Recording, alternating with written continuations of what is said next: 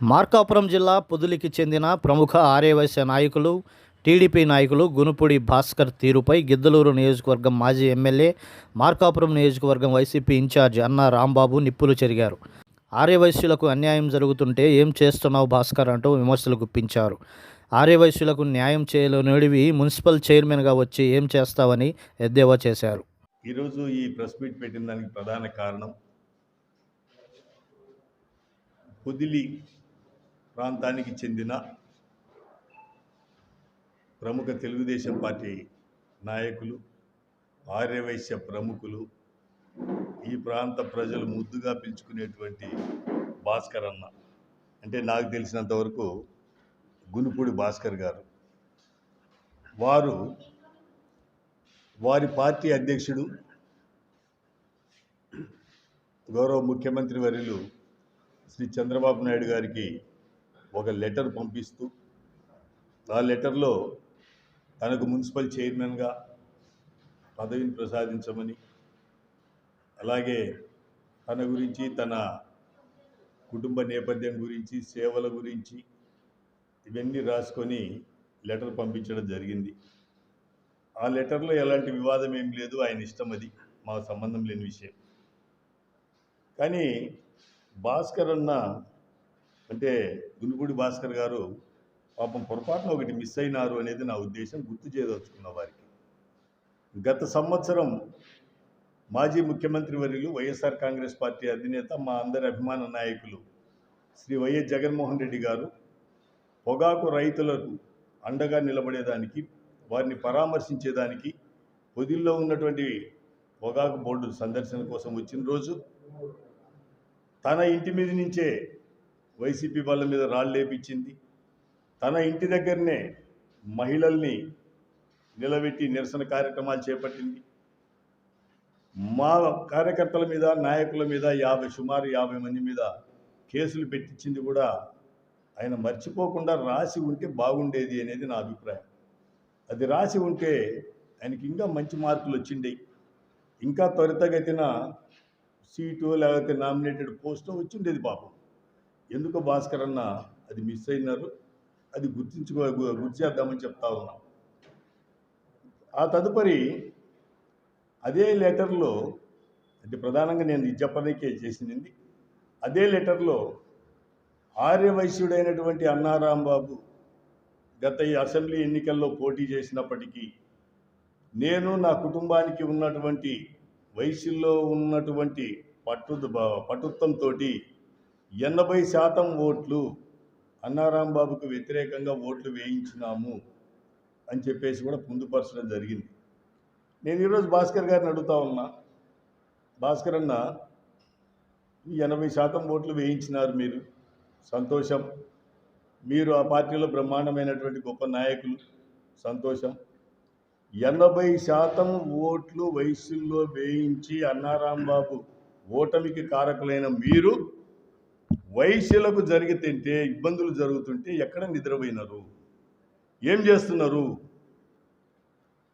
ఆర్యవైశ్య కులానికి చెందినటువంటి అవినాష్, ఇంటి పేరుందా, యాదాల అవినాష్ అనేటువంటి అబ్బాయిని sub inspector of police Podili వారు కొడితే, ఆర్యవైశ్యులు కుటుంబాలతో సహా రోడ్డెక్కితే, ఆర్యవైశ్యులతో పాటుగా వ్యాపార సంబంధించినటువంటి మిగిలిన కులాలకు చెందినటువంటి వాళ్ళు కూడా మద్దతుగా నిలబడితే, అన్ని రాజకీయ పార్టీలు కూడా ఆ విషయాన్ని ఖండిస్తే, ఆ రోజు అన్నారాంబాబును మెన్షన్ చేయడానికి మీకు శక్తి లేదు.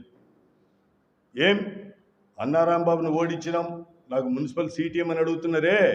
అన్నారాంబాబును మేమందరం కలిసికట్టుగా గిద్దలూరు, మార్కాపూర్లో అయితేనేమి, పొదిలి అయితేనేమి వయసులందరం కలిసి కులంలో నుంచి బహిష్కరించినట్టుగా మేము తెలుగుదేశం పార్టీకి ఓట్లేసినాం. ఈరోజు వయసులకి ఇన్ని ఇబ్బందులు జరుగుతున్నాయి, ఎంతవరకు సమంజసం అని చెప్పి ఎందుకు నీకు నోరు లేలే? అవినాష్ని కొట్టిన రోజు ఏం చేసినారు?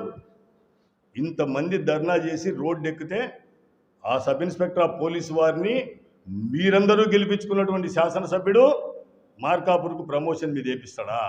ఎక్కడ నిద్రపోతున్నావు నువ్వు? ఏమైంది నీ శక్తి ఆ రోజు? అలాగే విశ్వనాథపురం సొసైటీ ఎవరండి ఎవరండి సొసైటీలో నోటీసులు ఇచ్చింది ఎంతమందికి అండి? 9 మందికి ఇచ్చిండ్రు. ఎంతమంది రిజిస్ట్రేషన్ చేసినారు? 3 రిజిస్ట్రేషన్లు చేసినారు. 3 ఎవరు? ఆర్య వైశ్యులు. ఎక్కడ వండుకున్నావు నువ్వు? ఏం చేస్తున్నావు? అన్నారాంబాబును కోట్ చేసి ఓడించినాం. మేము గొప్ప వాళ్ళము, కులం అనేది కూడా చూడలేదు. రాష్ట్రంలో అధికారం చేపట్టాలనుకుని చేస్తున్నటువంటి రాజకీయ పార్టీలకు కూడా కులాల ప్రాతిపదికన అభిమానం చూపిస్తుంటారు. మేము మాత్రం వైశ్యులుగా అన్నారాంబాబు మీద ప్రేమ చూపించలేదు. మీ పార్టీకి అండగా నిలబడ్డాం. మాకింత అన్యాయం జరుగుతుందని చెప్పేసి ఎందుకు నోరు లేలే? అవినాష్ని కొట్టిన రోజేమో హోమ్ మినిస్టర్ గారు మాట్లాడినరు, న్యాయం జరుగుద్ది అన్నారు. ఏం జరిగింది న్యాయం? కులం మొత్తం రోడ్డెక్కి, కులంతో పాటు మిగిలిన వ్యాపార వర్గాలు రోడ్డెక్కి చేస్తే ఈ ఎమ్మెల్యే మీరు గెలిపించుకున్న ఎమ్మెల్యే చేసిందైతేనేమి, లేదా ప్రభుత్వం చేసిందైతేనేమి, ఆ సబ్ ఇన్స్పెక్టర్ని ప్రమోషన్ ఇచ్చినట్టుగా ఇదే నియోజకవర్గంలో పోస్టింగ్ ఇస్తే ఏం చేసినావు? ఎందుకు కాపాడలేకపోయినావు? సిగ్గుండొద్దా నీకు? 80% ఓట్లు నేను వేయించినానని చెప్పేటోడివి నీ సీటు కోసం అడుగుతావా? లేకపోతే కులానికి ద్రోహం జరుగుతుందని చెప్పి అడుగుతావా? 9 మందికి అక్కడ నోటీసులు ఇస్తే 3 వయసులవి రిజిస్ట్రేషన్ చేస్తే ఎక్కడ ఏం చేస్తున్నావు? కాపాడాల్సిన బాధ్యత లేదా? ఇదే లెటరు అన్నారాంబాబును ఓడించేదానికి మేము గట్టిగా కంకణం కట్టుకొని 80% వయసులో ఓట్లు వేసినాం. మాకింత అన్యాయం జరుగుతుంది, మా వయసుల్ని టార్గెట్ చేసినారు, ఇట్లా అవినాష్ అనేటువంటి కొడితే వాడికి ప్రమోషన్ ఇచ్చినారు. అవినాష్ అనేటువంటి కొడితే అతన్ని పనిష్మెంట్ ఏం చేయలేదు. 9 మందికి లీగల్ నోటీసులు ఇచ్చి 3 కోమిటోళ్ళని వయసుల్ని పట్టుకొని వాళ్ళ రిజిస్ట్రేషన్లు చేసినారు అని అడగలేకపోయినవే? ఇదే లెటర్ గౌరవ ముఖ్యమంత్రి గారికి, మీ పార్టీ అధ్యక్షుల వారికి లెటర్ రాసింటే సమాజం కూడా హర్షించుండేది. అంతేగాని చెట్టు పేరు చెప్పి కాయలు అమ్ముకునేటువంటి పరిస్థితి విరమించుకో. నువ్వు గొప్పోడివే. నీతో పాటు మార్కాపూర్లో ఉన్నటువంటి ఆర్యవైశ్య ప్రముఖులు కూడా గొప్పోళ్ళే. వీరందరూ 80%, 70%, 90% అన్నారాంబాబును ఓటించేదానికి ఓట్లు వేపించుండొచ్చు. కానీ ఈరోజు ఏంటి మీ పరిస్థితి? మీకు దిక్కు లేదు. మీ స్వతహాగా మీకు దిక్కు లేదు. మీ ఆస్తులు దోచుకుంటుంటే మీకు దిక్కు లేదు. అడిగేదానికి దమ్ము లేదు మీకు. నేను చెప్తున్నా, ఈరోజు అన్నారాంబాబు అనేటోడు ఇప్పటికి 4 సార్లు అసెంబ్లీకి పోటీ చేసినాడు. మొదట ప్రజారాజ్యం పార్టీ తరఫున చేసిన, రెండోసారి తెలుగుదేశం పార్టీ తరఫున చేసిన, మూడోసారి వైఎస్ఆర్ కాంగ్రెస్ పార్టీ తరఫున చేసిన. ఆ నాయకులు పిలిచి నాకు సీట్లు ఇచ్చిండే కానీ నీలాగా నేను దేవరించుకోవాలా. 4వ పర్యాయం వద్దు అని నేను పేపర్ స్టేట్మెంట్ ఎన్నికలకు 4 నెలల ముందు ఇచ్చిన. కానీ నా నాయకుడు నాకు ఇచ్చిన ఆదేశాల ప్రకారం పోటీ చేసిన. గౌరవం అనేది అట్లా నిలబెట్టుకోవాలా. అన్నారాంబాబు పేరు నువ్వు కులానికి అన్యాయం జరిగినప్పుడు ఉచ్చరించుంటే నేను కూడా అభినందించేవాడిని, హర్షించేవాడిని.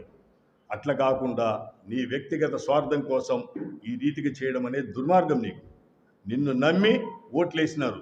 ఇవాళ నీకు మార్కాపుర్ల వయసులకు ఏం జరుగుతుందో చూసుకోవయా. మీరు కాక పెద్ద గొప్పగా అన్నారాంబాబుని మేము కాక ఓడించినామనుకుంటున్నారు. ఇదే అన్నారాంబాబుకు రాష్ట్ర చరిత్రలో 81.5 మెజార్టీ వచ్చినటువంటి చరిత్ర కూడా అన్నారాంబాబుకు ఉంది. ఒక్క కులంతోటే గెలుపోటములు నిర్దేశించబడవు. ఎవరిష్టం వాళ్ళది. ఓటు అనేది వాళ్ళ ఇష్టం.